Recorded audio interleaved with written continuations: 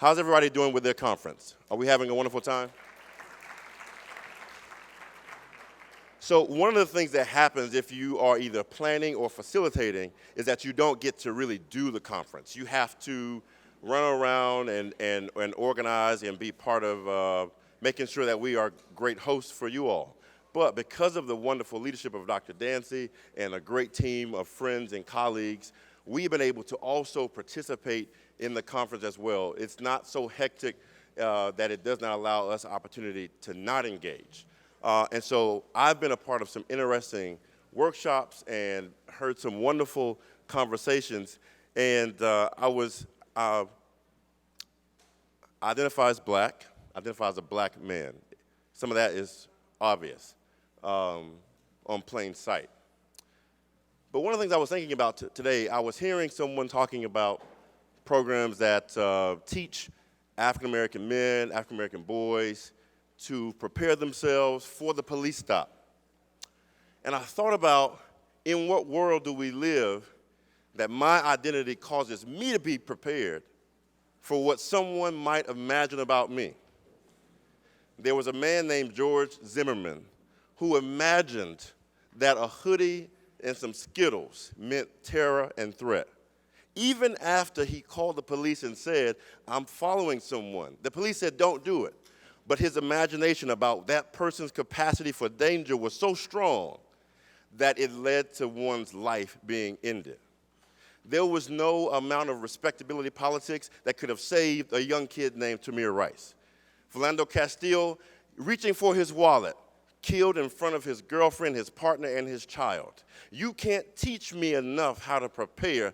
I think we need to teach police officers how to love, how to see humanity, how to expect the best from me, how to see me as a part of this American project, and how to see me as a participant and not a problem in that project. We have got to start talking about the true issues.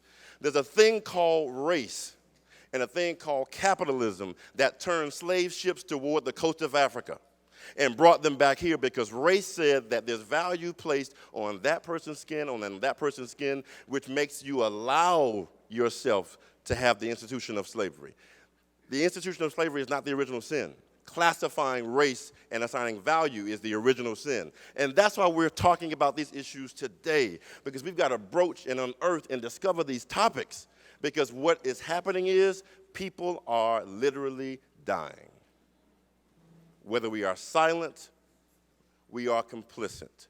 We have to encourage each other. This work takes hand-in-hand partnerships. Humanity and love must rule the day. So let's get started again.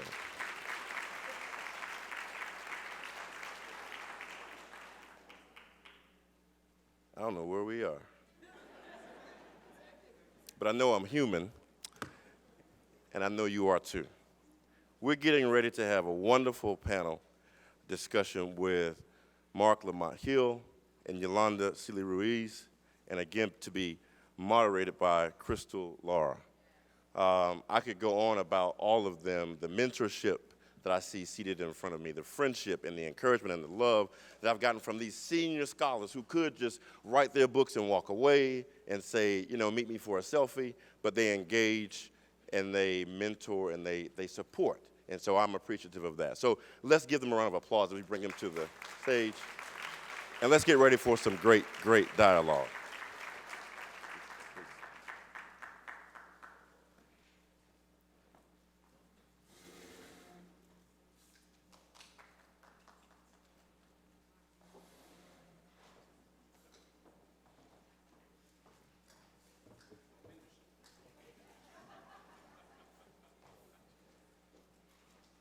Hello again, everybody. Derek just slipped away, but let's give all love to him for preaching to us, setting the stage for the conversation that we're about to have. Once again, thrilled to be with you. Let's think of this as a continuation of the conversation that we had this morning. Have some lovely, brilliant souls next to me. We're going to start straight away because I'm sure that you all have lots of questions. Maybe even the folks who we didn't get to earlier might jump in sooner rather than later. But same deal, I want you to think about what you bring to this room, what you wonder, what you worry about, what you question. Prepare to jump in relatively quickly with those thoughts. But we'll begin by getting a sense of the wisdom on this stage. So tell us who you are and tell us a bit about your work. Everyone, is this on? Yeah, sounds like it is. Hello, beautiful people. My name is Yolanda Sealey-Ruiz, also known as Yoli, to my deep and dear friends. And I'm an associate professor of English education at Teachers College. My work centers on helping teachers get it right. And that sometimes sounds like racial literacy. It sometimes sounds like culturally relevant, responsive, sustaining education. Sometimes it sounds like equity pedagogy, but all the time it sounds like being fully human in the classroom. Great to see you.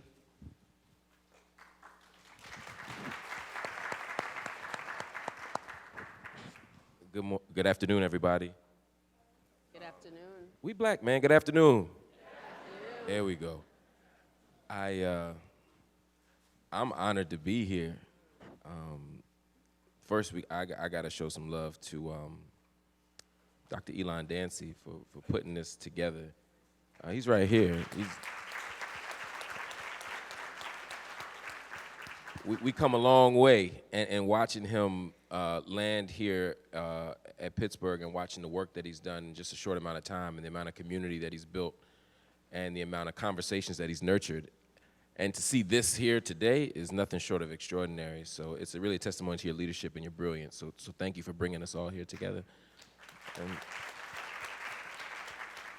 And to be on stage with you two, oh my God. It's such an, I know honestly, I would have done it for Elon anyway, but when I saw it was y'all, it was like, oh, this is easy. This ain't even, you ain't even had to pay me. Just kidding. He's about to take my W-2 and slide. So, very quickly, my name is Marc Lamont Hill. I am an abolitionist. I am an educator. I am an activist. And I'm trying my best to study and also create spaces inside of formal schools, but also outside of formal schools, where we can imagine a world in which the prison isn't our primary mechanism for adjudicating or responding or resolving the problems of the world. That's it.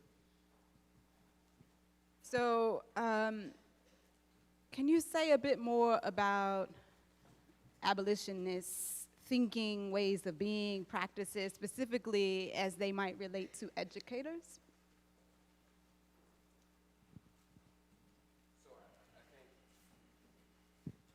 I'm coming specifically I'm speaking specifically and thinking specifically in the tradition of prison abolition.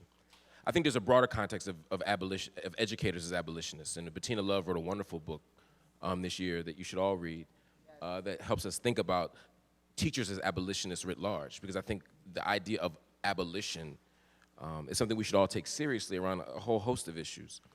I come out of a tradition of people who believe that the prison should not be our mechanism for resolving the contradictions of society. I believe in a world without prisons. And I'm always trying to find ways to conjure both my and my colleagues' radical imaginations so that we can imagine a world without prisons. What does that look like? In the societal context, I think it means, one, as a practical matter, decarceration. Decarceration is getting people out of prisons. Thinking about all the ways that we can get people out of prisons right now. For example, getting rid of cash bail, work release programs, suspended sentences. Think about all the ways that we could close the doors to the prison right now. It's also excarceration, which is about thinking about how we can not use the carceral project as a solution. So that means like decriminalizing drugs. That means decriminalizing what we call victimless crimes. It means structural adjustment, getting rid of the things that lead us to the carceral state. After-school programs work. Arts programs work. Music programs work. Big brothers, big sisters work. Getting rid of that. But then there's a deeper crisis of imagination that I want us to think through a little bit. And that's why I love talking to Yolanda. We worked together before, at Teachers College. We started there together. And I love dreaming with her and thinking with her and building with her. So I can't wait to hear her talk about this stuff, because I think we have to get out of the mindset where we think justice means punishment and punishment means confinement, because that's the deeper issue. And so the work of school is to help us unlearn some of that stuff, because that's sometimes the first place where we learn what justice looks like. Absolutely. Yoli, you want to jump in here? I'm like anxious to talk specifically about racial literacy. I'm super excited to talk about hip-hop pedagogy. I'm really thrilled to talk about culturally responsive pedagogy, partly because I know the folks in the room are looking to walk away with things that they can implement like yesterday. But before we do that, let's flesh this out a bit more. Let me hear your thoughts on abolitionist thinking, ways of being, practices, and then let's bring in the educator role. First, if I may follow Marc's example and really talk about how grateful and honored I am. Thank you, Dr. Dancy and your staff. My sister Carla Shedd, who's been at this work for a very long time and making inroads of getting people to really think differently. My brother Marc and my sister Crystal, these are scholars who have spent their lives and opened up about their own lives very publicly in terms of how incarceration has impacted and really has shifted our thinking. So I just want to properly thank you, and Marc, and thank you, Crystal and Marc, and talk about how honored I am to be sitting in between the two of them. And now, what was the question? I got it, abolitionists, yes. No, so Dr. Bettina Love, as Marc mentioned, really has given us new language in this book that she's written, We Want to Do More Than Survive, right? Educational, abolitionist teaching in the pursuit of educational freedom. And please put it on your list. I'm teaching it in all of my courses. And Dr. Love is someone who writes it and lives it, as these two scholars do as well. And the idea of abolitionist teaching and taking it from what Marc is saying needs to be applied to education, because there are things that exist in education that just need to be abolished straight up. It is what has existed with us since integration. We know that within the Black community, if you ask any Black teacher past a particular age, they will tell you that integration was the worst thing that happened for Black students, right? They will be honest to talk about Brown versus Board of Education of being a failure. But at the same time, it was a case that really put in the spotlight, right, the inequalities that exist in education. So deficit thinking has to be abolished, right? This idea of not doing self-examination as a teacher, even as a teacher of color, has to be abolished. This idea of children only learning one way through a standardized test, and then in your classroom, you're giving them the 5-paragraph essay, you're only measuring their writing and their thinking in one way, that has to be abolished. So the idea of abolition to teaching are most of the practices that we've been holding on to and the practices that we have been taught with.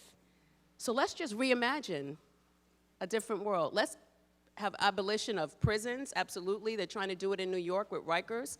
Rikers is a demon-infested, brutal, I don't have enough words to talk about what Rikers has been and continues to be. Marc, who interviewed Khalif Browder, if you didn't see that interview shortly before Khalif passed away, it destroys lives. So how can we know if our practices go unexamined in schools may lead to a path that can destroy someone's life? We've got to abolish it, y'all. I'm thinking about radical imagination as the foundation for rethinking how we do, how we respond to harm and healing, how we function as human beings, but certainly as educators too. Can you think of some foundational principles, some non-negotiable commitments upon which we might start that work? I think the first thing is we have to be willing to let go of all the things we take for granted that have to be. So the logic of capitalism says somebody got to be poor, right? It's easier for people to imagine the end of the world itself than to imagine the end of capitalism, right? So you have to be willing to imagine a new possibility. I was thinking about when my dear brother Kempe Songster Ghani, you put on a conference, Ubuntu,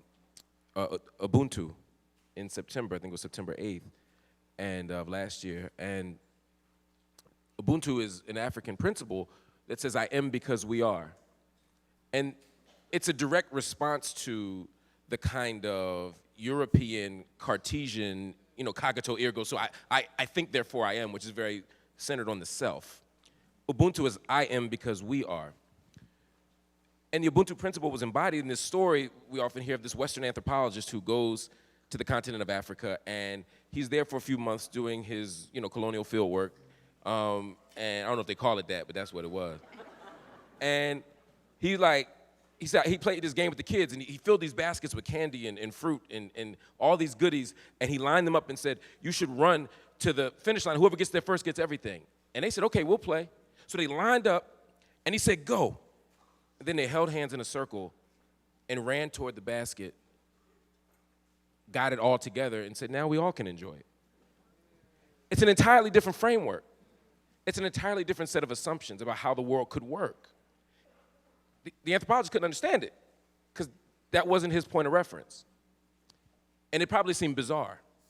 But imagine a world where we think about my destiny, my success, my happiness as bound up in yours.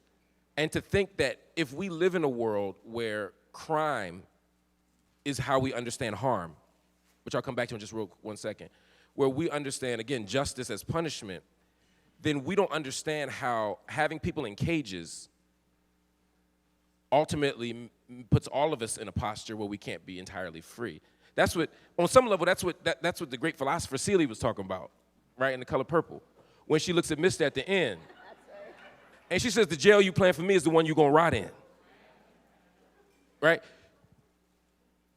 The jail we plan for 2.5 million American citizens is the one we're all rotting in. Socially, culturally, our family structures, our economic resources, all of it, we're rotting in that very jail that we plan for them. So for me, in terms of what's a non-negotiable, I think everything's negotiable. At the level of social structures and policies, what's not negotiable is the fundamental humanity of everyone else. What's not negotiable is the redeemability of everybody else, right? That's what Ghani was talking about earlier. I have to believe that everyone has the possibility to be whole. That doesn't mean that everybody is whole now, because some of y'all are like, "Yeah, I know some Negroes ain't whole." But what we have to be able to imagine is other possibilities for dealing with harm. How do you do that? By getting rid of the language of crime. People don't commit crimes, they commit acts, and acts get criminalized. For some of you, that might be a distinction without a difference, but the point is, there are moments in history where us being on the stage was a crime. As my sister said in the session a moment ago, black people parenting their kids was a crime. Interracial marriage, crime. Sitting at a lunch counter, crime. So I'm not worried about the crime, I'm worried about the act, and my question is not, is this a crime or not? It's, does this do harm? And if that becomes my framework, then as I'm trying to navigate the world, my non-negotiable is, I want to reduce harm, and I want to heal people. So I'm no longer asking who did it and how do I punish them. Instead, I'm asking who was harmed and how do I make them whole again. And that framework allows me to hold on to everybody's humanity as a non-negotiable, everybody's redeemability is a non-negotiable, but realize that there's a whole new world of possibilities if I'm not constantly looking to arrest my way and incarcerate my way or punish my way or suspend my way or expel my way or pink slip my way, as we said in Philly, out of the problem. That makes sense? What else? What are the other non-negotiable principles? So here's where we're going to go. We want to think about the non-negotiable principles as the foundation for new ways of thinking about policy, practice, and process. Building a toolkit of work or ways of being that really move toward this idea that this whole panel is organized around, which is schooling for freedom. So how do we think that then shapes how we act? Can I ask y'all a question about that? Because I spend less time in classrooms now than I used to. So I'm curious. In the classroom context, are there, in terms of abolitionist teaching, are there things that educators should be thinking about as non-negotiables? You know, like what should we be holding on to? I could share some things. I'm still in the classroom. I'm teaching a class, English class at a school in the Bronx. I'm also, my hometown. I'm also at a school downtown working in a program of young people whose lives have been touched by incarceration, specifically Rikers Island. So either they have been there or they have guardians or parents who have been there. And we're working through using arts, all the things that we know what arts does to liberate people's minds. And lately, I'm going through my own kind of transformation as I'm trying to work out this concept called the archaeology of the self, right? And so we know if you study education, you know, Foucault, that dude talked about the archaeology of knowledge. If you study philosophy and psychology, there is this understanding of self-knowledge and getting to know yourself, and it's also in mindfulness teaching. But I'm trying to bring it into education and work out this model. So to answer the question for me, and I do it in my own practice, fundamentally there has to be a critical love. And just not love like, oh, I love you, oh, I just love you. No.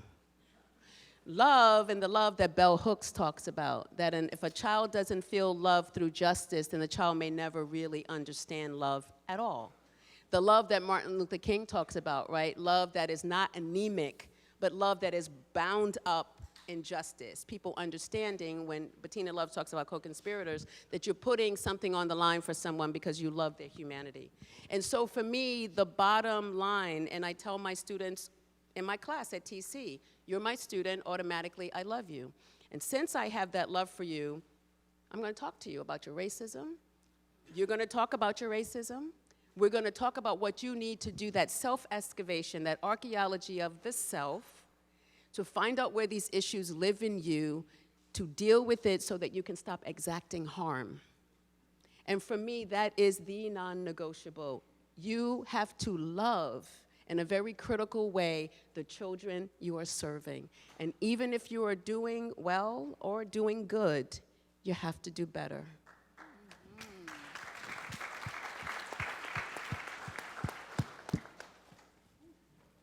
Where are those libations? We need them, because Yoli is taking us there. So I think there are 3 non-negotiable principles, and I'm so glad that you talk about love, because that's certainly one of them for me. Love, justice, and joy. Remember earlier we talked about teachers doing things in 3s? I don't know why we do it, but we do. So those are my 3. Love, justice, and joy. And I'm also super inspired by my shero Bell Hooks, because you know, we tend to think about love as mystical or magical or happenstance, and Bell Hooks says, nah, bruh. That instead, love is the action you take to enhance or alter your own or someone else's well-being. Y'all got that? The action you take to enhance or alter your own or someone else's well-being. It is a process of humanization, right? And I think as an abolitionist myself, and as an abolitionist teacher, and someone who's always concerned about what that might look like in the classroom, moving beyond I love you, meaning I want to touch you, I want to pet you, or whatever, to really thinking about how you can step into your light as somebody who is doing something on the ground, all 10 toes on the ground, in order to make your life better and the lives of other folks better. I think that's sort of a shift in a different sort of direction. So to me, that is non-negotiable. If you're not talking about love, you're not really speaking my language. But I also think we need to be really forthright around a commitment to justice, right? And people, you know, we can get confused around justice. So I like to keep it real focused, specifically when I'm in the classroom and I'm having conversations about what that can look like. And I mean, I think that justice in educational spaces means that classrooms are multiracial, they're multilingual, and they're grounded in the wisdom and experiences of the students. Those are the folks who are there to teach, who are there to guide the way that we move throughout the world and how we create curriculum to serve them, period. So if you ain't talking about justice, you ain't speaking my language. Also, if you are not coming to this work from a joyful space, there are lots of other things you could be doing. I have a 6-year-old and a 9-year-old, and I got a bad case of wanderlust, which means that my babies could be any of y'all students. So if you don't come to the classroom from a space of joy, despite all of the work that is to be done, there is always basket weaving, right? Other things that don't require. And Bell Hooks tells us that we have to find joy in the work. And we have to find joy in the work. So for me, Marc, I feel like you moderating. Now I want to answer your questions. You're good I just at learned this. so much from y'all. Honestly, I'm It's happy a beautiful to listen. thing. So I would say that those 3 things are non-negotiables. I was just in a session with, what's the sister's name? Who led the leadership? April, is she here? Yeah. Sister had an hour-long discussion of the ways in which love, justice, and joy could be invoked in practice. And part of it is what I think your work, your scholarship, and your life experiences speak to. So perhaps we can jump into those. What might some racial literacy skills look like as a way to intervene in the school-to-prison pipeline? What does that mean? Racial literacy just fundamentally means taking action when you see injustice and inequality. So just like you say you have a math skill, or you like to write. If you're not doing it, you're not practicing it, it's just laying dormant, right? So racial literacy fundamentally requires when you're in the teacher's lounge and people are talking about that child or talking about that community that actually you're there to serve. You have to be willing to know that you might lose some friends. You have to be willing to know that you might be looked at as, oh, there's that kind of teacher. And before you can move to racial literacy or culturally responsive education and all of these wonderful ways that the field is going, for me it has to be the archaeology of the self, because you have to do that deep digging so that when you do come to this idea of being an interrupter, right, that it is something that is a knee-jerk reaction, it is natural. You have considered all that you might lose. You have also considered all that you will gain and all that your students will gain. So for me, it looks like action. And the model that I'm working on with a doctoral student and friend, Angel Acosta, there are 6 components of racial literacy development. At the bottom, it's critical love. There has to be a critical humility. You must accept that you do not know everything, although you paid for your degree and you paid to be in the classroom. There has to be a critical reflection, constantly reflecting, what did I do right? What could I have done differently? There has to be a historical literacy, right? Khalil Muhammad, who used to run the Schomburg Center, is now a professor at Harvard. He talks about historical literacy. Ibram Kendi has given us a beautiful tour de force of a book and Stamped from the Beginning. You have to know the historical literacy of the US and how the enslavement project started. We're sitting in 400 years of inequality. 2019 marks 400 years from 1619 when the first captives came. But the history is not just about enslavement. It's also the history of the community that you're in. You have to know that local history so that you can bring that into the classroom. Finally, you have to be willing to interrupt. That's what racial literacy looks like. It's about being courageous and understanding the moral imperative of serving children who are not your own.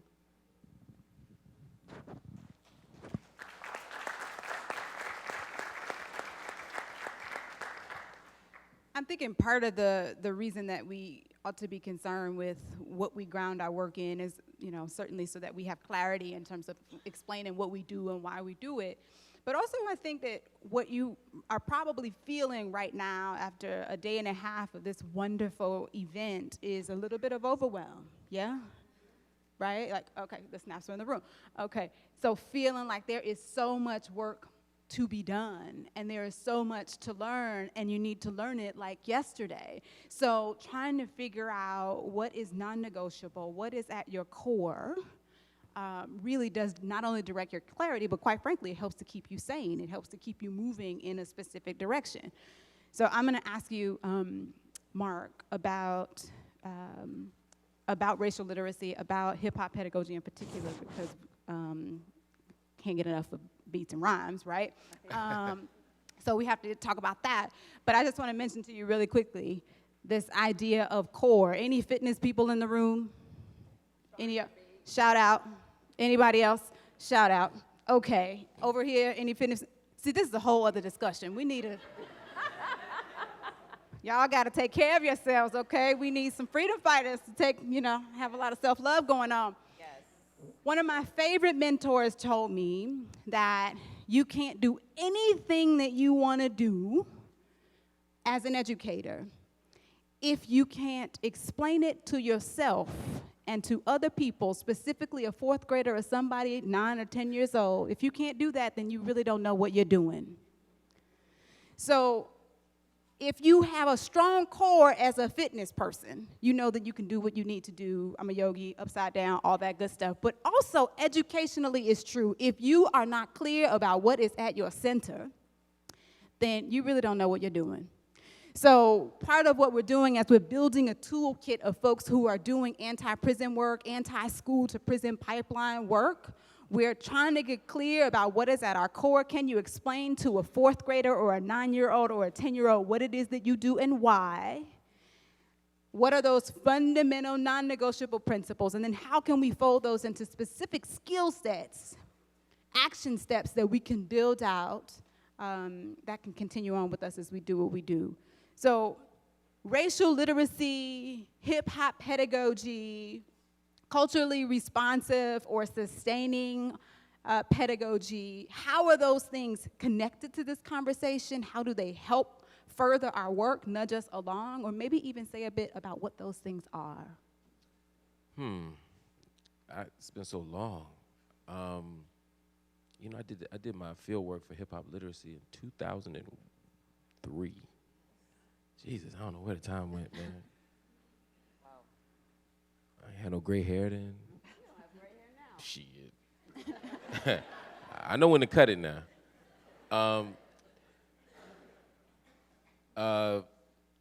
So I think I'll say a little bit about that, and I'll talk a little bit about the work that I do now. For my initial field work was inside of a classroom in South Philadelphia. It's my first book, Beats, Rhymes, and Classroom Life. And there had been some important interventions around hip-hop-based education that were helpful. Ernest Morel, Jeff Duncan Andrade.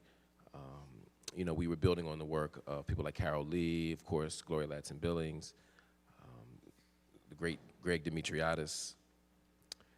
And a lot of people hold Greg out for a second because he was doing something slightly different. People were asking, does this stuff work? What does it look like, and does this stuff work? If I bring hip-hop text into a classroom, if I use vernacular literacies or vernacular text in the classroom, a signifying text, like their eyes are watching God, can students still learn these outcomes? Can students still raise their inferential reading scores? Can they still know the difference between tone and mood, as an example? And these were important questions. When I entered the field, though, as an anthropologist, I was asking different questions. I was less interested in the texts themselves. I ultimately became interested in the text. But I was more interested in the classroom. I was more interested in the cultural practices of the classroom, the rituals of the classroom.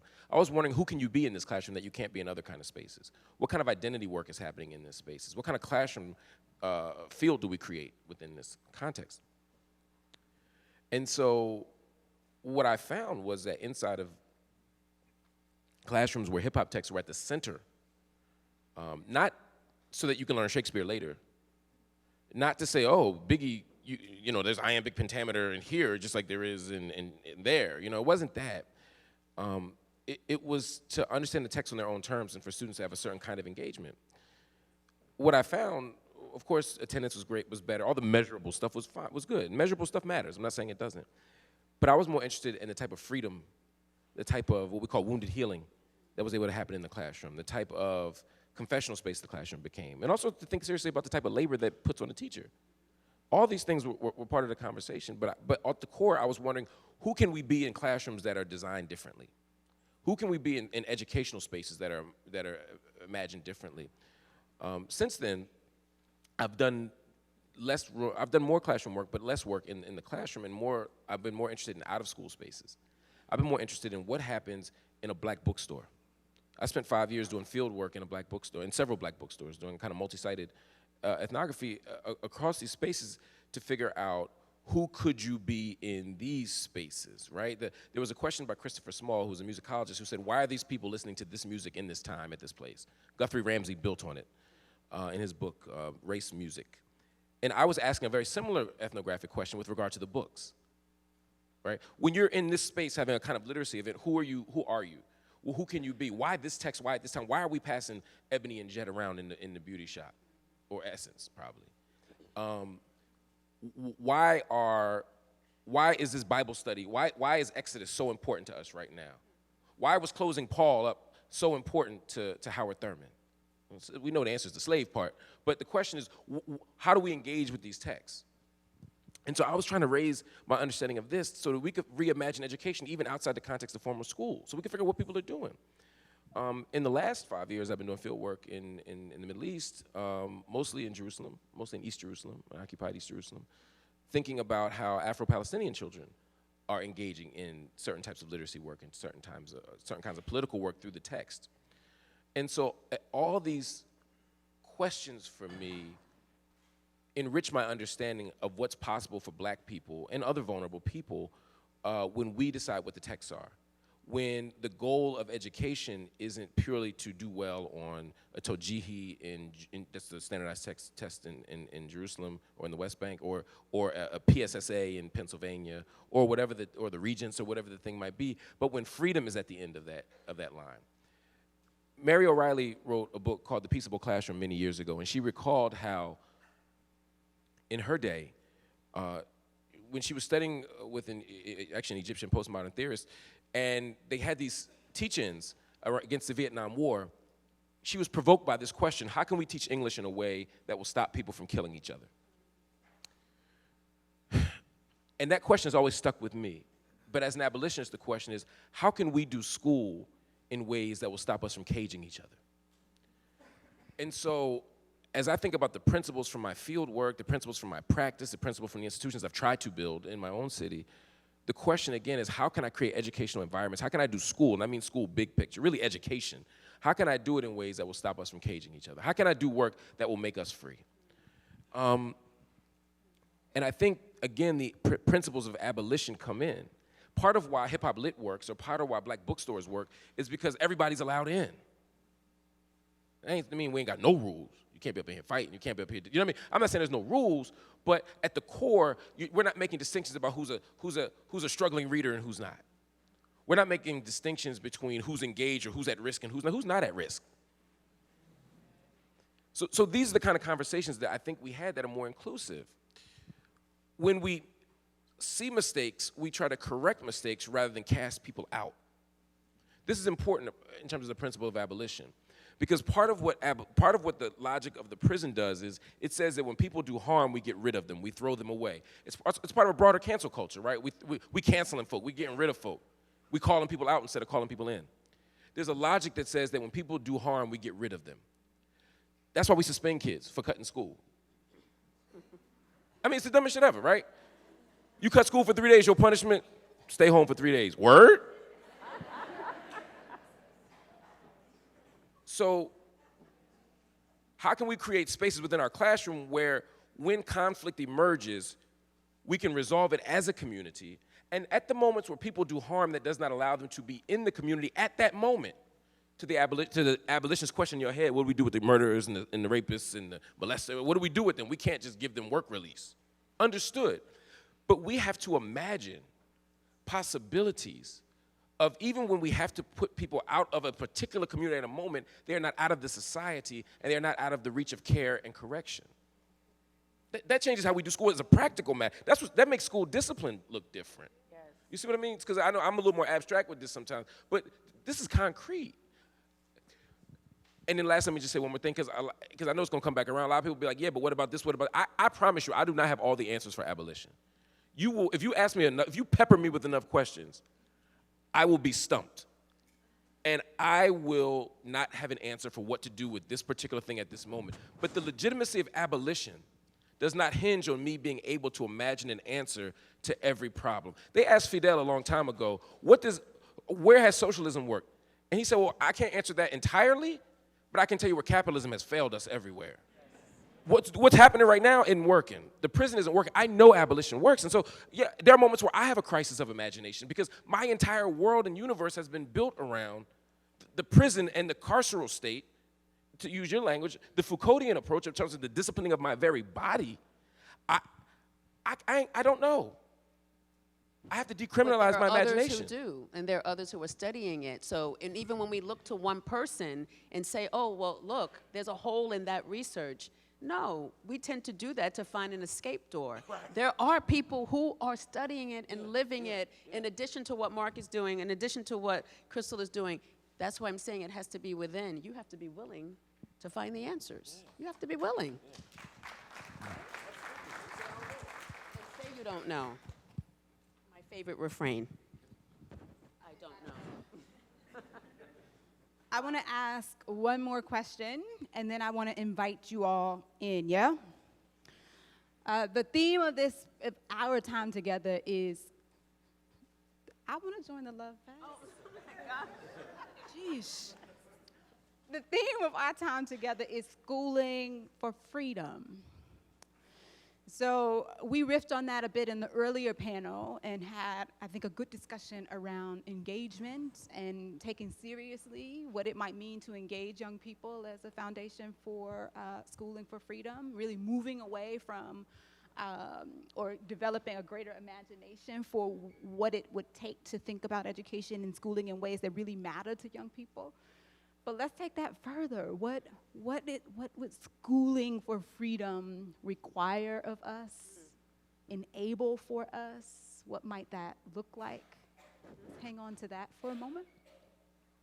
I'm thinking about Toni Morrison and, of course, James Baldwin, but specifically Toni Morrison when she talks about language. And if you've not heard or listened to her Nobel laureate speech, it's 33 minutes of ear candy. It's incredible. I think we have to liberate ourselves from the deficit language that we have. But before we can liberate ourselves from the deficit language, we have to liberate ourselves from the deficit thinking that we have about children. When we talk about freedom in a classroom, we're doing this project in it's in Yonkers, I'm gonna say it, I'm gonna name it. And the students that I'm working with, I'm doing work around racial literacy, culturally relevant education, and they are observing classrooms. And the language of one particular teacher is so oppressive that literally you can see the children like stop in their tracks. No, that doesn't work. No, that's incorrect. No, what's the matter? You didn't study? I mean, the language in which we engage with our children in classrooms shuts them down. And yet we are prisoners of our own way of thinking, and that's the stuff that comes out of our mouths. Also, what's in your heart? If your heart is dark, the work is going to be dark. Right? If the way that you think is in a dark deficit way, what you say will be dark and deficit. So I think the first point of liberation is to liberate ourselves from the deficit language and the deficit thinking of the children that we serve. And what we say to children in classrooms, that shapes the type of culture, to talk about culture as a fluid concept, that shapes the type of culture that's happening in classrooms. And then children will then become freer to say things, to make mistakes. But we think we have to be perfect, and we've got to do self-work, y'all. It has to be the self-work. That's the only thing I can say. And this is where I am right now. I'm trying to do my own self-work. If we're not willing to do the self-work, what we think and what we say will not shift. Real. One of my favorite academic books, or research-based books, is called Bad Boys. Y'all know this book by Ann Ferguson? So related to this notion of freeing ourselves by focusing on our language and really moving away from deficit-based thinking and ways of being and trying to approach more asset-based ways of doing stuff. But I'm just tell you real quickly, there's a focus on Black boys and the over-disciplining of black boys in elementary schools. And one thing that Ann Ferguson discovered when she was doing her field work was that black boys as young as 9 and 10 years old were described in their presence as bad, as unsalvageable, as bound for jail. So when we're thinking about being folks who are not redeemable, right, when we're thinking about what it might mean to speak dark, to think dark, to speak dark, and then the impact that that has on young people, I need us to see specific examples. When we're talking about moving away from deficit ways of talking, we are saying, y'all talk about bad kids all the time. Somebody does, right? What might it mean to rethink that? That's something real specific that we could be doing to school toward freedom, right? Because the way we think about folks shapes the way that we talk about folks, and the way that we talk about folks shapes the ways that we interact with them, and the ways in which we think about and shape our policy making, develop our processes and our practices in order to manage and interact with those folks, for sure. You are brilliant. Thank So you. are you, my love. Thank you. That's exactly, I was trying to say that, y'all.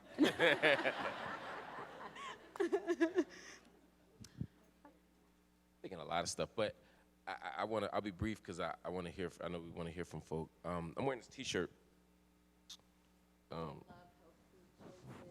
Second chances, good love, healthy choices, second chances. Sounds like my love life. You have to have humor in this, y'all. I'm telling you. Yeah, I Through understand. this work, you have to know how to laugh. That's part of self-care. Time to be third chances, fourth chances. 15. Right.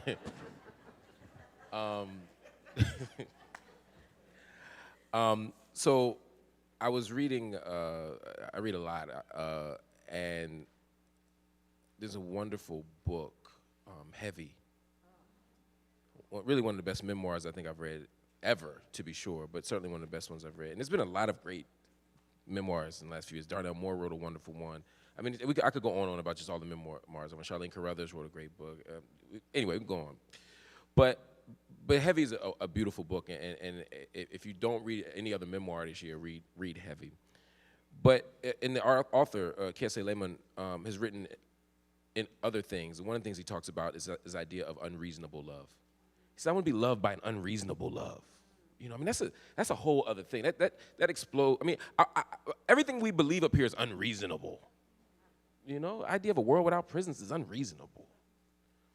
The evidence is against it, right? The evidence was against the abolition of slavery. The evidence was against it. We had an unreasonable love and an unreasonable and abiding faith that the impossible was possible, and so we continued to do it. And so I always appeal to CUESEF for a certain kind of sobering, but also a certain kind of inspiration.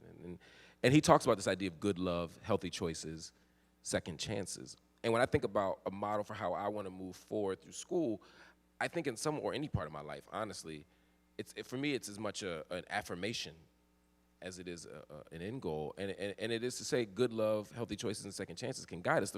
For me, good love is not just about the romantic or the erotic, although those things are necessary too. But it's about self-love. It's about love of community. It's about loving the image and the body that's in our mirror. It's about understanding and loving vulnerable people. It's about understanding the fundamental humanity of everybody. And so when we enter classrooms, good love for me means believing that all children are worth investing in, that children's cultures are worth appealing to, that children's points of view and positionality in the world and identities are all worth engaging, taking seriously, and investing in. And with regard to school discipline, it means that I believe, again, that you come in as more than an at-risk youth. In fact, I don't want to use that language to think about you. That I begin to destroy the scripts I have in my mind of who and what you are. So that when Ann Ferguson writes about those bad boys, and I think at the beginning of that book, they're saying these kids are going to be in prison. There's going to be an inmate. I mean, that's like the opening language of the text. We have to find a way to get that stuff out, because that doesn't just shape our personal politics.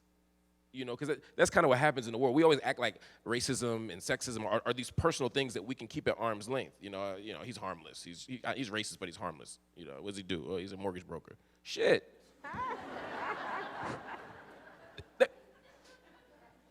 So,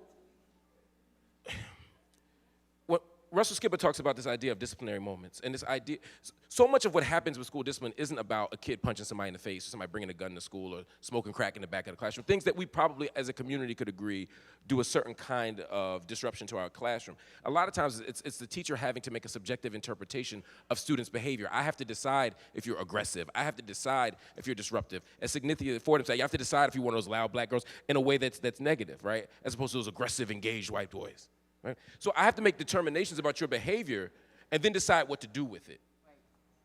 The spirit of good love says that I believe, I begin from a premise that you're a good person. I believe from the premise that you're worth investing in. I begin from the premise that you belong in this classroom, so that I'm not looking for every excuse to get rid of you. Healthy choices is a structural issue for me as much as anything else. Everybody deserves access to good love, but everybody deserves access to healthy choices.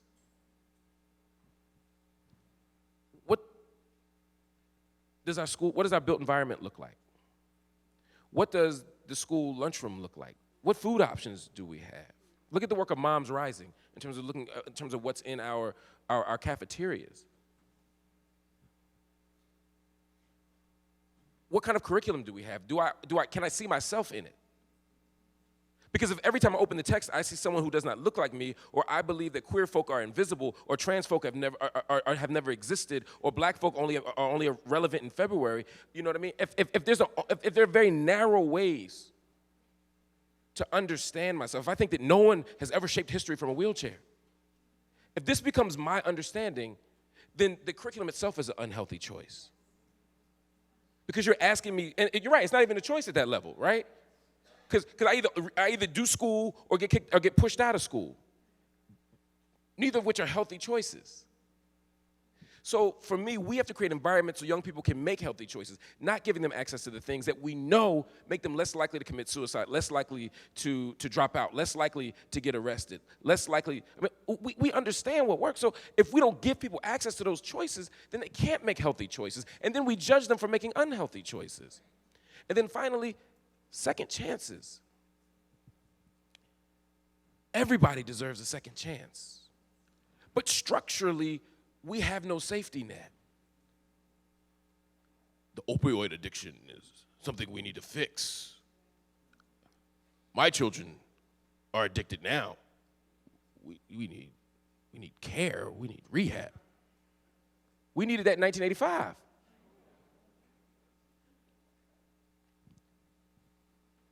But the problem is, we create a world, and this is the last thing I'll say, I promise, where we construct people in such a way that they're not only making an unhealthy choice or a bad choice, they're actually bad people. And so so because they're bad people rather than people who made a bad choice, we don't think they need second chances. I'll give you one quick example. The crack powder cocaine differential. Crack is a bad thing, and you say somebody's a crackhead. That's not just an unhealthy choice. If I say he's a cokehead, you might imagine you might think your lawyer, your accountant. You might still choose the attorney if I told you he was a cokehead, as long as he go to work every day. But if I told you your attorney was a crackhead, you would not hire him. You know what I mean? Like Bernie Sanders went around the country with somebody named Killer Mike as his surrogate. He would not go around the country with somebody named Crackhead Mike, right? So we make these extraordinary moral judgments about people on crack, not coincidentally vulnerable, poor, black and brown folk. So cokeheads make bad choices. Crackheads are bad people. Where do bad people belong? Prison. So if we imagine these kids as bad people, it's much easier to get rid of them, to expel them, to suspend them, to not worry about them, to have Joe Clark kick out half the school and lean on me, and the audience cheers because we think they don't belong there anyway. This becomes, I know I dated myself, this becomes part of the narrative. So for me, as we do school, we have to do it in a way that believes that everybody deserves good love, everybody deserves healthy choices, and everybody deserves second chances.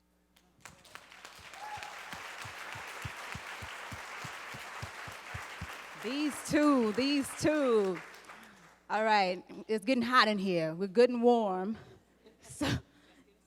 But we're just getting started. So let's find the folks in the room who want to contribute to the convo. Bring your spirit up to the stage.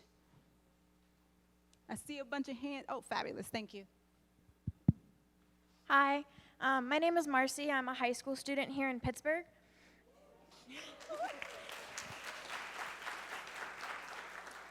So I know that there is a lot of teachers and administrators here today, and I want to thank you for that because you are making that change for us and for my younger siblings.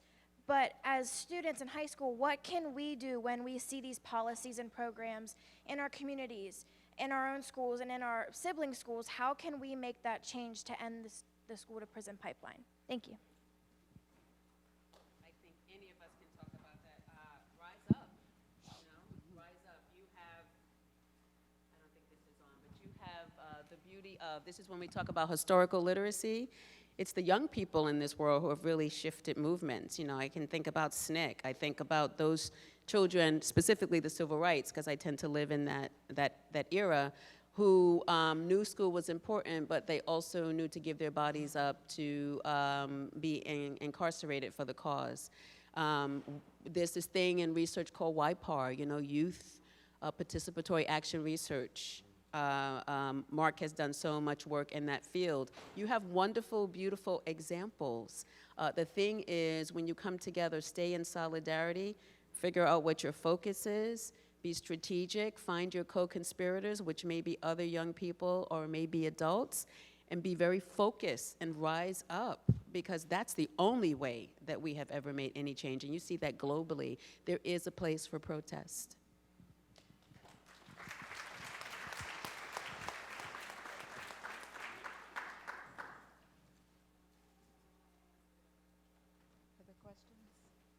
Greetings to the panel. Thanks for all that you shared thus far. My name is Medina Jackson of the PRIDE program, which stands for Positive Racial Identity Development in Early Education. Wait, say that again, sis. Oh, yes. Yeah. Positive Racial Identity Development in Early Education, PRIDE. Yep. So, snaps for that. And I really appreciate the point that you brought up around doing that self-work. Self-reflection, I'm a big advocate of that. So can you talk about the ways that you engage in self-reflection, self-analysis, that uprooting, that healing work from the trauma that racism instills in all of us? And can you also talk about what you say or what you do to kind of challenge this idea that that kind of work is not important, that it's soft work, and that it's not foundational to how we show up in the world and how we show up with the children that we work with? Beautiful, beautiful questions. I'll give you one example. Last year, I went into noble silence for 10 days. And so there was no phone, no books, no writing, nothing, no eye contact. And I went in purposely. I waited 7 years to do this. And I went in purposely to do a lot of work around issues in my family, with my father, with my daughter, and with this work that I do. And so prayer and meditation have been central for me in doing this work. The work itself has been a bit of a meditation and prayer, because without doing this work, I think I would be extremely angry. I would pop off all the time. That's kind of part of who I am too. And I work judiciously to move forward in love. And that is only through the power for me of prayer and meditation and practicing what I preach, right? For those who say that this is soft work and, right, that's the problem right there. That's why we're in the situation that we're in. Because we're not doing the self-work, we're busy looking at numbers and data and doing what we've been doing since I always go back to the point of integration, and the masses aren't doing well. I'm not talking about the few hundred children that get selected to go to elite schools, and those programs are great, ABC, Oliver program, all of that. Until the masses are having equity and equal opportunity, then we have to know that the system is not working, and therefore there's room for improvement, and let's do something that we haven't tried. But here's the beautiful thing. We are starting to do that, because schools are now not just through restorative justice done right, not like restorative justice and you're using the same language about children, right? But yoga in schools, mindfulness in schools. The last thing I'll say is I work with the New York City Department of Education, New York City Men Teach. This year, for our professional development, yes, we talked about race, racism, homophobia, all of those things that are poison and spirit murdering for children and teachers. and we ended by meditating. This year, we're introducing yoga. And so you got to change the system. The system's not going to change on its own. Does that make sense? Yeah. You might as well keep it, baby. It's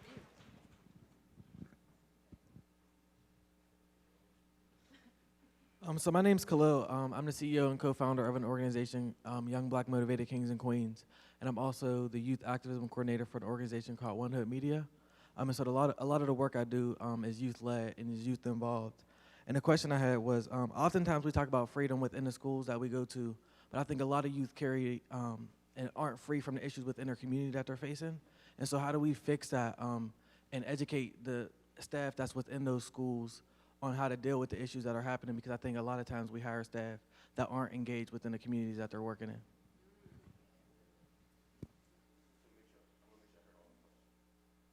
You said the staff inside the school isn't necessarily understanding what's happening in the community in terms of the lives of the kids, right? I mean, I hate that you even have to, I hate that you feel responsible for making that happen. That's the first problem, right? I think we as educators and those who educate educators have to be more mindful of the entire environment that young people engage. I remember teaching at a school in South Philadelphia that was, let's just say it was on 3rd and A Street. And the kid lived on 21st and A Street. And it wasn't a long walk when you're 14, 15. I wouldn't do it, but it was it's probably about a 20-minute walk to school. Wasn't a big deal. But he wouldn't come to school twice a week. And he seemed engaged in me. He was a smart kid, and I always wondered why he would miss 2 days a week. I'm like, yo, you really messed up your grades? Because he would show up on he would be absent on test day and show up the day before and do really good on the reviews. And I was like, yo, why you ain't come to school? And he was like, well, Raheem ain't come to school. And so-and-so ain't come to school. And I was like, I gave him this whole long dramatic speech about, they drunk, you get older, they jump off a bridge, you gonna jump off a bridge, all the stuff your grandmother did. And then later I realized, not from him, but from someone else, that in South Philly doesn't have gangs per se anymore, but what they do have is blocks battle each other. 5th Street battles 12th Street, and so forth and so on.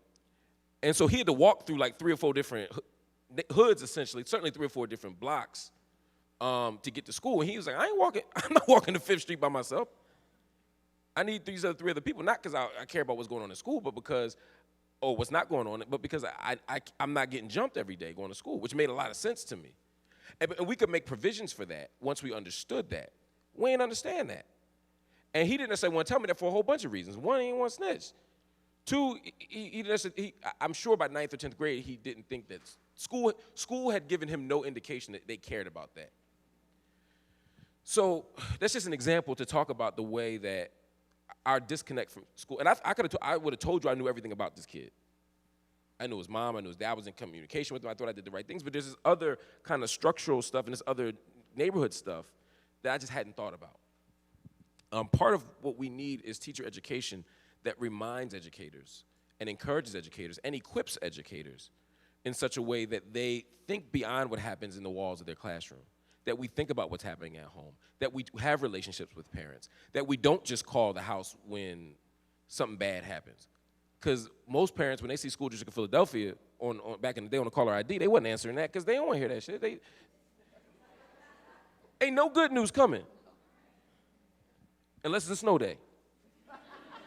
And it wasn't snowing, so they was like, ain't no good news coming from this. So we have to create a different dynamic and a different relationship. Another thing we have to do is we have to physically be there for so many parents, man. Coming back to the school building is like returning to the scene of a crime. Like school is where you learn you were a problem. School is where they said you were a bad kid. School is where you learn all these things. And they don't want to come back to that. They don't want to come back to this unhealthy relationship to this particular institution. So we have to also find new ways to engage the community. So I'm not avoiding your question, which is what can you do, but I almost don't want you to feel like you need to be. I want to begin from the premise that you don't need to be doing this work. However, we are where we are. I think youth organizing is key. I think, you know, in Philadelphia, we have this Philadelphia Student Union. And the Philadelphia Student Union has done an amazing job. I used to be on the board of it, and I can't take much credit for what they did. We kind of stood back and watched and advised when necessary. But it was really about them leveraging their power to make demands of institutions. And sometimes the institutional demands are things like clean drinking water at Overbrook High School. They didn't have water fountains there for almost, I think it was 15 years. They had water fountains. So sometimes it's big scale stuff like when the governor at the time was dumping money into prisons and not into schools. But it's also about demanding things in the community that can concretely change the relationship between teachers and the students and teachers and the communities they serve. So maybe parent-teacher night isn't 5 o'clock on Wednesday when most people are still at work, or they're juggling multiple things. And maybe parent-teacher night ain't at the school since we understand that relationship. Maybe it's in the community center, maybe it's at the church. Maybe it could be somewhere else. Maybe it could be online. What are the ways that we can change that dynamic so that we can partner with parents to understand what's going on in the lives of young people? And how can we empower young people to lead and to voice themselves in such a way that we hear you when you say, I'm not walking through 16 blocks, and we don't just give you 50-year-old lectures about being an individual. You know, so these are just some things I think we can do.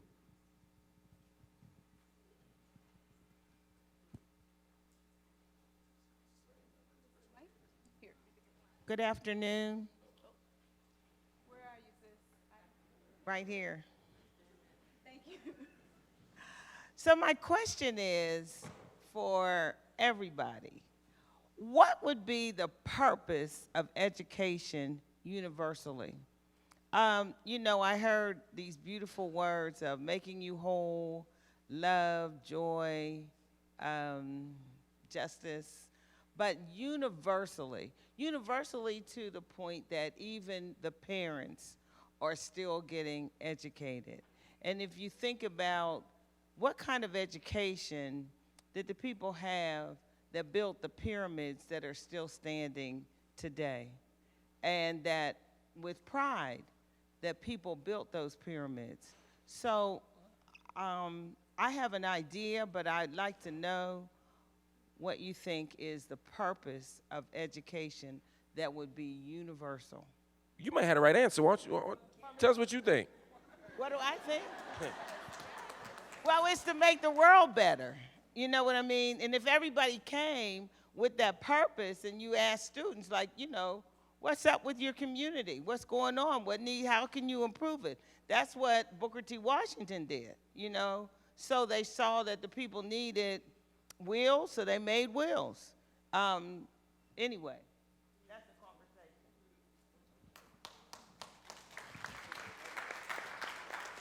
I think that's right. I think there's a way we can understand education in the universal sense of making the world better, or justice, love, healing, wholeness, all that stuff. I think that's all part of making the world better. But I also think it's important to attend to the local. So there's a universal principle of making the world better, but what that means for me might be different than what that means for you, what that might mean for Pittsburgh, what that might mean. I remember driving, and by the way, I'm doing tonight, we got an event, me and Mumia Abu-Jamal are doing an event tonight at 7. Where is it at? Lawrenceville? Lawrenceville. And I remember when Mumia and I were writing this book,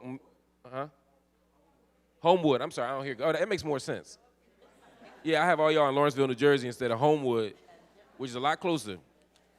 But I remember driving to, when Mumia and I were writing our first book together 8 years ago, I would fly to Pittsburgh and then drive to SCI Green.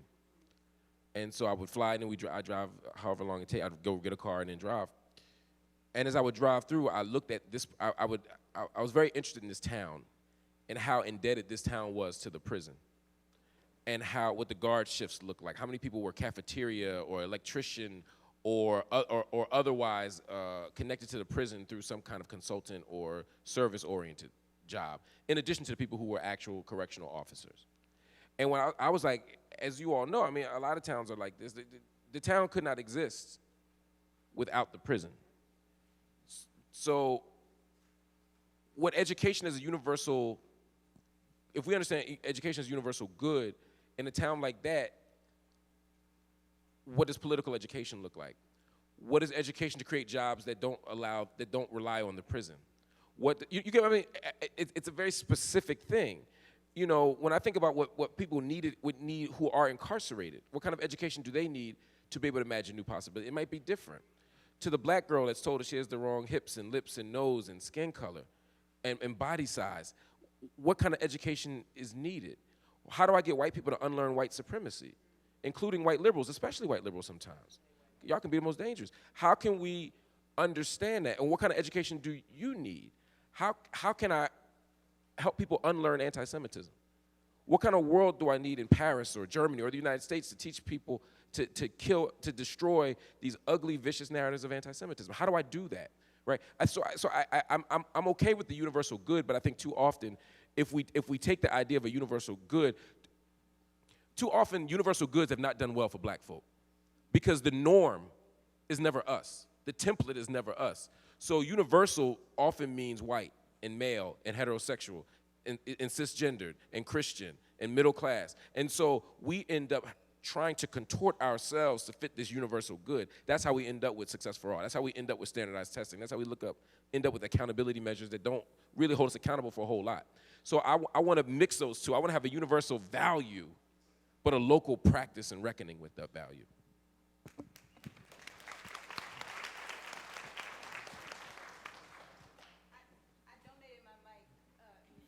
Okay, hi. I'm Sylvia Wilson from Pittsburgh. And some of the things you talked about with teachers and making that first phone call, that's something that good teachers have done all the time, and not make that first contact to be a negative one. But I'm really looking at some of the other comments you made about the system, change the system, change the system. As an educator, I've always kind of fought against standardized testing, but that's what we have to do. I would rather have assessments that show what children really learn so that they can apply what they learn, and I know what they really have. That's what we would want. That's what most educators want. However, the bigger system is those who provide us with the money through the government. It's hard to break that system down because you have to, they want us to be accountable, and their only ways of accountability are through those kinds of systems. Now I'm a school board member, and it would be great as a school board member to say we're going to do away with it, but again, I'm being realistic. I know that we can't just cancel them out because we depend on the funds that are coming in so that we can educate our children. So it's a wonderful thing to think about changing that system, but it is such a huge and large task to do. That would be the right thing to do, but then how would those who give that money, allow us to continue to get the funding that we need to educate our children? Oops, you're tripping me, you're tripping me. For that, and that is, the problem that we live with, but this is where we come in and we talk about like radical imagination, right? There are places, and I'm talking about New York, and I imagine that there are other states and cities as well where standardized tests are being abolished, right? It happens to be in some of the more wealthier neighborhoods, right? Because they have the capital, right, and the influence to make it happen. Also in a higher education, there's some of these so-called elite colleges that are no longer accepting the need for the SAT. So someone somewhere had to do this kind of reimagining and then put action to it to make it happen. So it is a slow move, but it's happening. And so what can we learn from those communities that have been able to say, no, my children will not go by these standardized test measures? Or what was the thinking of the higher education officials that said, yes, we're going to join and not take the ACT, the SAT, and to really study what they do and figure out how that could be part of the strategy if that's what you're trying to implement. And this is what Marc is talking about, of really focusing on the global, right? There's the universal, let's abolish all tests, but how does it play out in the local context? And what can we learn from folks that have done it and bring it into our context and never stop dreaming? I mean, I think about my ancestors. If they had ever stopped dreaming, if Harriet had never dreamed, I don't even know if I would be here. And so that's where that radical imagination, that's where, for those of you who are readers and you need inspiration, magical realism, Afrofuturism, pick up some Octavia Butler and be inspired, and think about a world that does not yet exist, a world that none of us in this room may not see, but we can at least try to plant the seeds for it. Mm-hmm. Thank you. Thank you. We have time for maybe 2 more wonderings, worries, or All right. questions. Thank you. I'll be one of those. I'd like to thank you for being here on the panel and sharing your wisdom and knowledge. One is an observation. The second part is a question. I'm president and founder of a group called the Center for Family Excellence, where Dr. Jerome Taylor is the president. I wanted to talk a little bit about some of the success that we've had working in male mentoring. We put together a group of men that were in social service called the Male Coalition. We've been in existence for over 20 years. It's a group of prison guards, lawyers, doctors, men in recovery. We've been able to get into many of the schools. The dilemma that we find is in some of the schools, such as Pittsburgh Public Schools, you have major hoops that you have to jump through to bring grassroots folks into the program. So we started out in charter schools like Manchester Academic Charter School. We have Capiola. We have a new program that we found called Hands Up, Guns Down. This is a group of professional boxers who have come in, non-contact, mid and glove work with girls and guys. And what we're finding is that those students are dying to get to the class, and it's increasing. We're working also closing the racial achievement gap and combining those 2 programs together. But the dilemma that we have is public schools have a very strict criteria for grassroots programs to come in and provide these kind of services. We have reputational, decisional, organizational leaders who are in our community who don't have criminal records, 33, 34 clearances are fine, but they can't come in and spend time with their own children from their own community.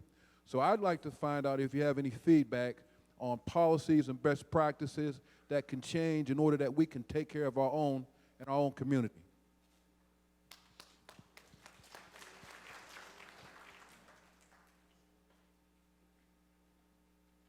We're up here talking because we don't know that we know the answer to that. We're just trying to figure out where in our experiences or knowledge that we can at least be respectful and honor your question. Yeah, and if there are people in the room who have a good answer to that or who've had experience doing that, you know, I know with Hip Hop Lit, I mean, one of the challenges was similar, you know, getting into the school, being, because so much of it at the time was test-centered, that if the intervention didn't help people do better on the standardized test, they just weren't particularly interested. And honestly, the only way that they let us in was because we went to the night school program, and they felt like we were pulling the kids away, and I got you, we felt like we were pulling the kids who they thought weren't going to do well on the test out of traditional school. So in essence, they let us in because they thought we were taking the bad kids out and raising the school's test scores. So I guess I say that to say, and I don't know if this is helpful or not, if there's a way to frame your intervention, to frame the work you're doing in the language that they like, even if it's not legitimate. We just try and get in. We done a whole lot worse, right? Black folk was, you know, I mean, we done a whole lot, right? We snuck, David Walker's Appeal Behind the Bible on Sundays. I mean, sometimes you gotta do what you gotta do.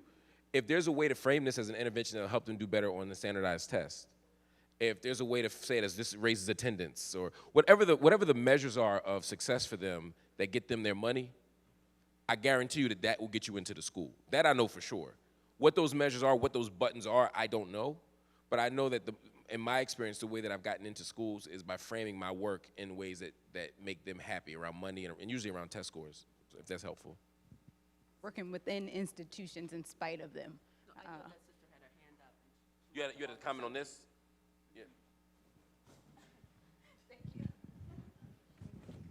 So I had 2 comments. One, if you position yourself to go in at lunchtime or recess, I've done this for like 30 years. You go in that lunchtime or recess, that's the most unmanageable time that you can select pods of students to develop a curriculum that's fun, that you're out playing if they're younger kids in the park or in their recess quarters, and then develop a fun curriculum that addresses whatever it is that you're addressing.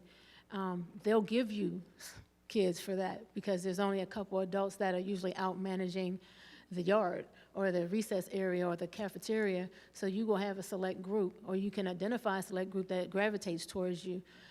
So that is one of the tangibles that you can use. I'm sure that, not too many people turn away help in the cafeteria and in recess, as long as you meet the requirements as far as your clearances. So that's definitely key. Second thing, since I have the mic, in doing this work, I thought of two things that teachers can take away from it. I'm not a teacher by choice, but I do instruct. I work with students that have been shot at or that are shooters, so you would technically say they were gang members. But if I come into a position and have the same mission that I had 10 years ago without modification, then I am not addressing the current student, because that 10-year-old classroom is not the same student. It's a whole nother generation of students. So I have to constantly start to reevaluate and reimagine me as who I can be for this next situation, and make this impossible situation in my mind, because I'm so tired and maybe distraught about my position and not being able to be as effective as I thought I would be as an instructor and a teacher, but make that impossibility the I am, so that teachers can see kids as I am possible and not impossible. When we come from that standpoint of impossibility, we don't see the goal. The goal now becomes a barrier, and it's not something we're moving towards, but it's something that stops us. So I'm encouraging you teachers to just continue to reimagine who you are and bring something that motivates you so you can be a motivation, and then just start to create and recreate your mission statement. So every day when you're getting up, that's who you become, and that's what you're striving for, that the block doesn't stop you, but the goal drives you through the block, and it's not a hindrance. It's a hard thing to do, I know, because I go in schools and I get to leave, but you have to stay. I get to go in and say, hey, you haven't been to school this many, or you're not doing this, or stop disrespecting your teacher, or stop, you can't live at this person's house anymore, you gotta really go home, those type of things. I can do that and then come home or go to another school. But when you're in the same classroom all day and you're relentlessly trying to get someone to learn something, you're like, they'll never learn it, create something in yourself that makes you motivated. And that's something that we don't have the formula for that. That's an encouragement that you have to give to each other when you get into the building, and for yourself when you wake up and your feet touch the floor. What is driving you? And if there's nothing driving you, then you might have to take a break. And it's okay to take a break from some things, because teaching is this is a hard thing to do when you have to do it every day and your heart is getting broken. I buried more people, more kids than you teach in a day, probably than you teach in a week. So I understand that sometimes you get stuck. I'm encouraging you to be unstuck for those who make it through, and that you're the one person that helped them make it through, help them not jump off that bridge, or help them not go and assault someone out of their frustration. So keep motivated, stay encouraged, stay new, stay in front of your goals, so that you're pulling it, and keep your goals in front of you so it's pulling you. Thank you for what you do, and we encourage you to keep doing that.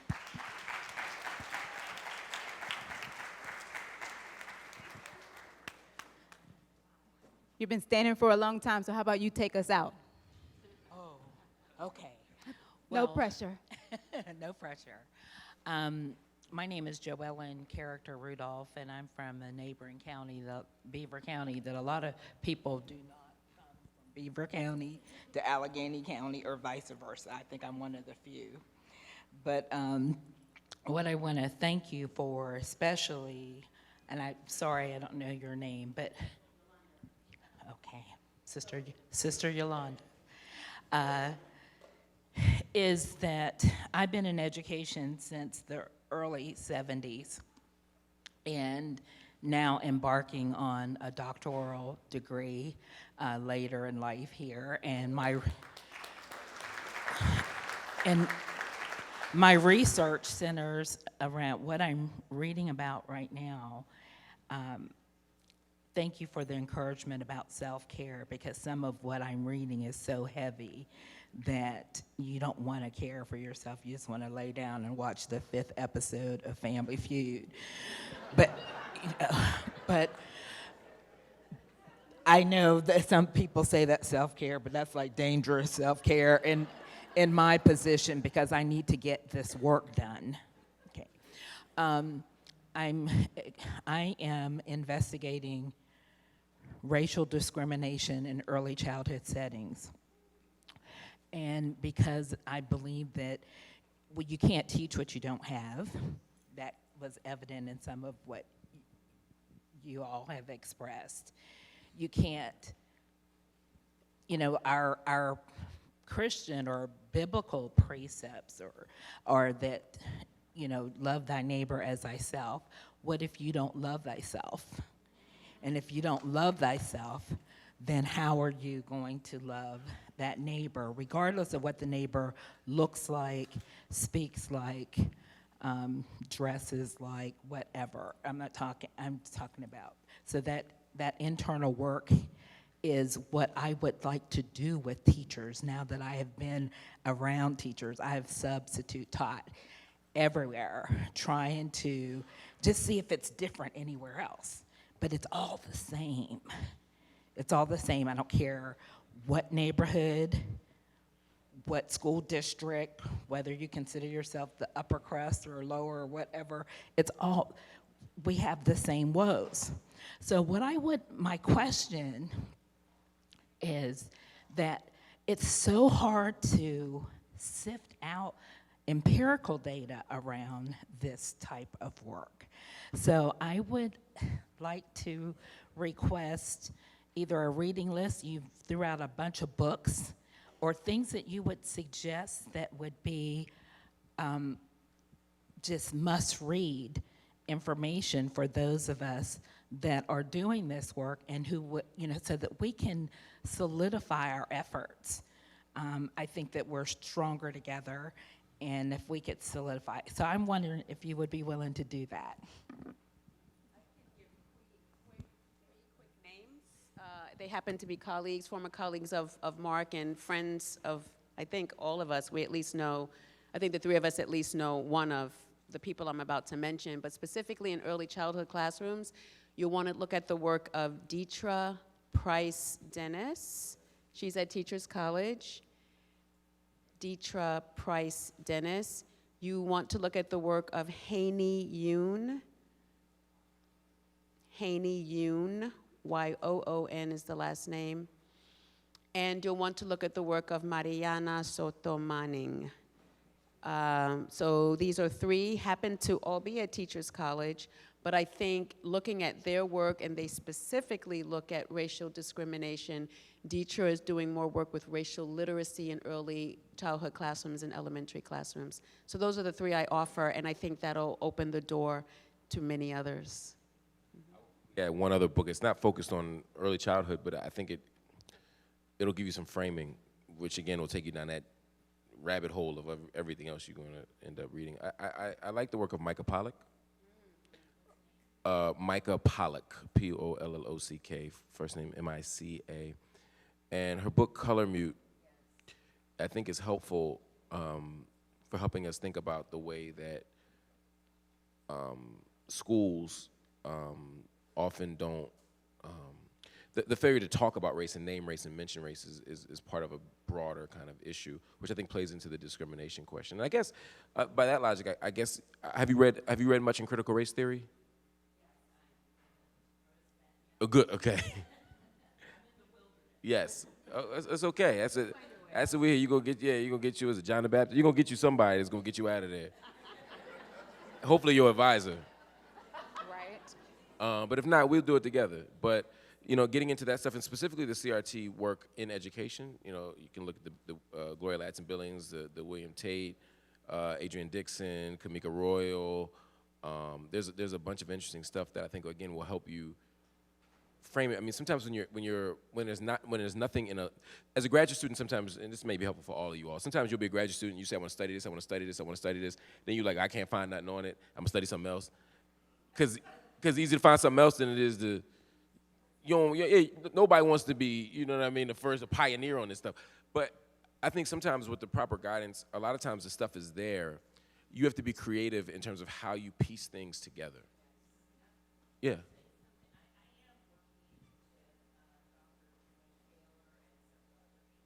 Yeah.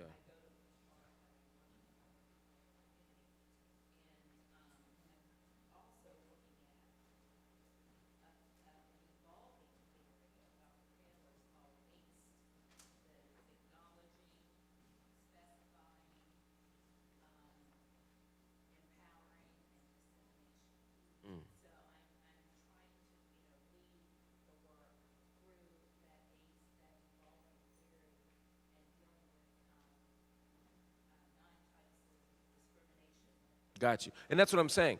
That literature may help you, and you may need to delve into the literature and organizational leadership or organizational theories around workplace discrimination. You may need to go into legal theory and begin. I know it sounds daunting, but a lot of times the thing that seems the most difficult to do is much better than trying to do the easy thing and spending 3 years spinning your wheels and have that person keep sending you your document back like it's not enough, it's not grounded enough, you're not doing enough literature, it's not. Sometimes it's easier to just, you know, sometimes like you try and carry 17 bags from the supermarket, you're like, I'm not making 2 trips back. And so you turn into like a world-class bodybuilder trying to struggle with those 17. And you actually could have just went back and got the other, 4 at a time and been done twice as fast. Or you could have used a shopping cart. How about that? Right.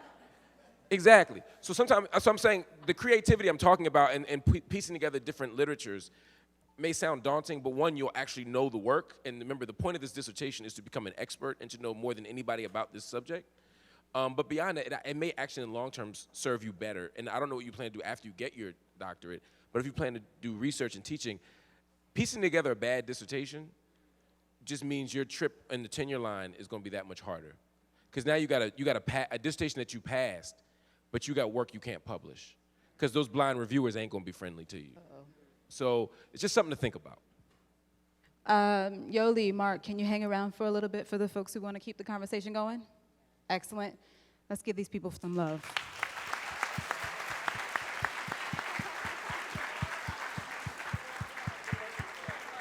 She needs some love for moderating a wonderful panel. Brilliant.